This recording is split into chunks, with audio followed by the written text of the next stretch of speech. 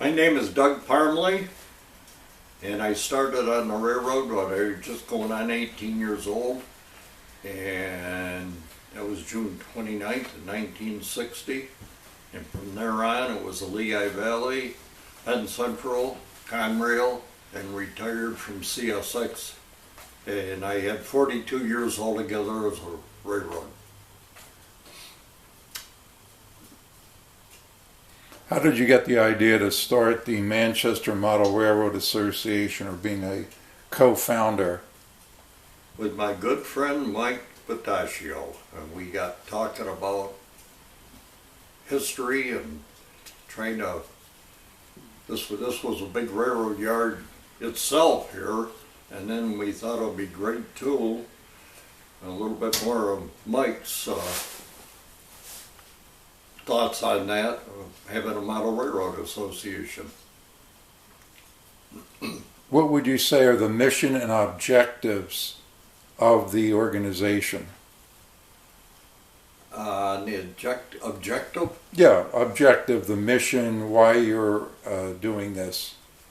Oh, to preserve history, to preserve, hardly a lot of the younger generation knows absolutely nothing about the railroad and could care less, probably a lot of them, and not even realize that there was such a large rail yard here, and we wanted the model railroad to be as close to it as possible. I'm going to show you a picture, and I would like to tell us about this picture. That picture there is my grandfather in the cab of the engine, and his fireman Bill Stamback standing on the deck there between the tender and the engine itself. And my grandfather hired out in 1915. We're going to turn it around and show the people. In 1915 as a switchman, and in 1917 he went as a fireman so he could go work on the road, and it was a much higher pay and job. Which one's your dad, Doug? This one here was my grandfather. Oh, your grandfather, okay. Yeah, right here. And this was his fireman, Bill Stamback from Shortsville. Now, Doug, it appears that your grandfather worked on the railroad. I assume your dad did? Yes. Yes, and your sons? Oh, thank you. Yep. My grandfather, both grandfathers worked on the railroad. My uncle was a towerman. My cousin was a freight agent. And I'm the third generation of locomotive engineers, and my two sons are locomotive engineers. The fourth generation they would be. You know what that looks like. Point to the camera. That, Hold on. Go. This photo here was my dad, and this was taken in March of 1949, and he was one of the engineers on the New York State Freedom Train. And it gave tours for 2 weeks up there on all the history of New York State. It was not the same Freedom Train that there was later on, and before that. That went around the country. But this was the engine that was parked up there off of Mount Hope Avenue in Rochester along the Canal Terminal building. And this was the engine that was attached to the train for 2 weeks. Now, you were asking about the roundhouse, and I was probably one of the last ones to put an engine in the roundhouse. An A and a B unit would fit on the turntable.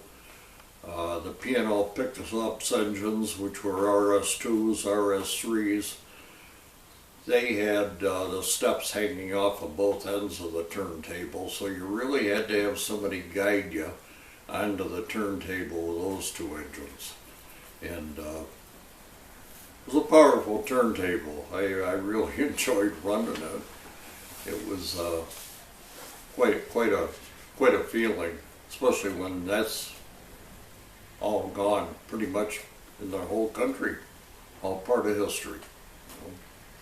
The turntable is basically to turn those engines around, and then so they would go heading in the right direction if they were going back east or back west. And they also had to be turned around sometimes to work on them in a better way inside the roundhouse, which there was only 4 stalls that were actually used when I was there. And that was basically it there. The oil house is where they kept all the lube oil, and of course the fuel oil was kept track of as how many gallons you used when you used them. And then whenever I fueled the engines or anybody else fueled the engines, after you had the engines, the numbers, you would go up there and mark in the book the number of gallons that went in there and the engine number that they were put out, and then you would turn the gauge back to 0 again and start all over again with different other engines. And that was that. And there was the lube oil too for all the locomotives, and the Nalco they called it, which added to the water. And also there was all kinds of supplies up in the oil house. There was filters. It was a storehouse for locomotives.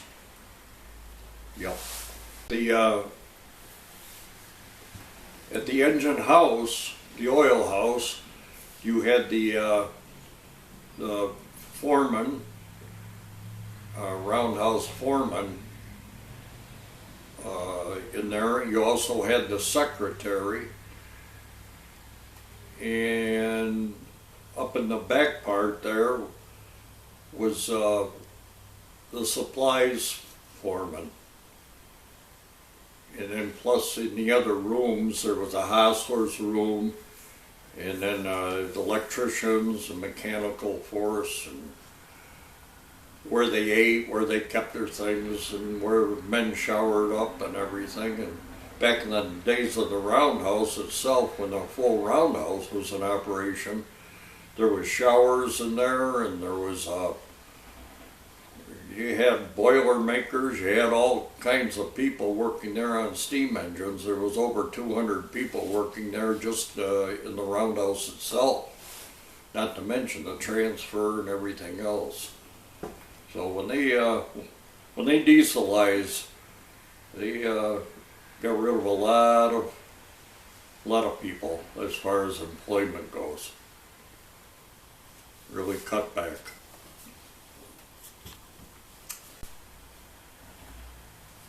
Yeah, the transfer too, that was another place where people didn't realize it, but you had a boxcar maybe going to Canandaigua on the New York Central on the Auburn Road, and that boxcar happened to be here at Manchester, and part of that load was put into another boxcar. So that was to make one big load going to Canandaigua, and so on and so forth. And there was a lot of people employed there too. You had the paymaster upstairs, and it was kind of funny because you'd go and get your check up there, and you'd go to the next window and cash your check. And then if you had any change left over, you'd give it to the Salvation Army or whoever was up there collecting. So it was kind of a busy place there, even towards the end of the 60s, or the early part of the 60s rather, because there wasn't too much there in the middle. It was pretty much gone then. There was a piggyback ramp up there, and that was basically a lot of it. But years before that, many years before that, employed a lot of people. A lot of people were employed here at Manchester and Shortsville alone. I guess basically that's it. As far as things go, the ice house too, that was there. No, that was mechanical, and they had to fill that with ice and rock salt. And so when the trains came in and they had meat cars through New York City and everything on them, and they had to make darn sure they weren't mechanical reefers. They were big blocks of ice and crushed and everything and dumped in there. But that's all history too. The ice was used to keep the products, the food products, cold. I would take it in the Yes. trains. This is before refrigeration. Yes, yes. You had a lot of fruits, vegetables, you name it, coming from California and going right to New York City. Pretty busy. I'd like to add too to that about the oil house, because that's where right there next to the oil house, east of it, we had our fuel station and sand tower for the locomotives. And a lot of people don't know what the sand was used in the locomotive for, but it was for the traction on the tires, putting it on the rails, and on the wheels of the engines rather, not the tires, but the wheels of the engine. And also the fuel, we fueled them there. And right next to that was the building there that treated the water, which the water had to be a certain type of water, where the piping in the locomotives, steam engines and everything, it really affected the piping and all that. So it had to be treated before it could be put into the boilers. And you had the crew rooms down here too, up over the Leigh Valley restaurant, and crews from Sarah, Pennsylvania, Niagara Falls, and Buffalo would come in and they'd lay over, and you could always get a real good meal in there. And it was very cheap back then too, but it was a very good meal, and they would be in there getting their rest and till the next time they got called out to go back home.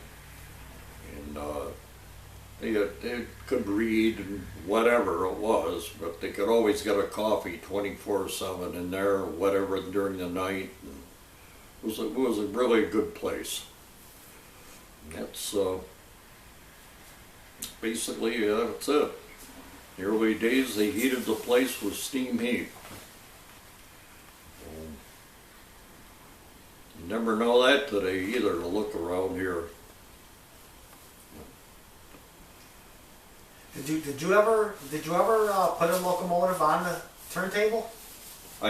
Did I ever put a locomotive on there? Yes. Yes. And was it how long a turntable was it? It's a 100-foot long turntable.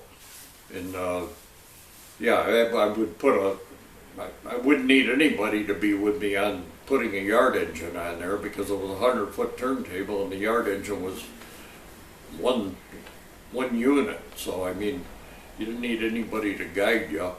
But basically, if you had 2 units, you needed someone to guide you. And especially the Elcos, they were just a little bit longer than the General Motors. And like I said, the steps were just on the verge of hanging over the turntable at both ends. So you didn't have too much to play with as far as taking and running the engine off the end of a turntable. But well, like I said before too, it was a powerful turntable, and it was just very smooth, very good. No problem. Like up in Rochester on the Lehigh Yard, you had to get the yard engine, right in the center of it and really balance it, because it was a little bit higher on one end than the other. So, but no, this was pretty good over here at Manchester. I noticed they made extensions on the roundhouse. When apparently they had longer locomotives. Yes, the 484s. Lehigh Valley called them Wyomings. Other railroads call them Northerns. But the 484 was a real wheel arrangement, plus a long 6-wheel tender on them. And that addition was put on there for that locomotive. And when the steam was gone and that locomotive was gone, you could put 2 A units or an A and a B unit in there, and it was basically the same length as the 484. So they kept that. They kept those stalls and used them. Now those extension stalls, did they have pits for yes, they did. men working? Yes, there was a few pits over there. There was pits in there. I couldn't tell you what other stalls had pits because steam was gone 9 years before I hired out.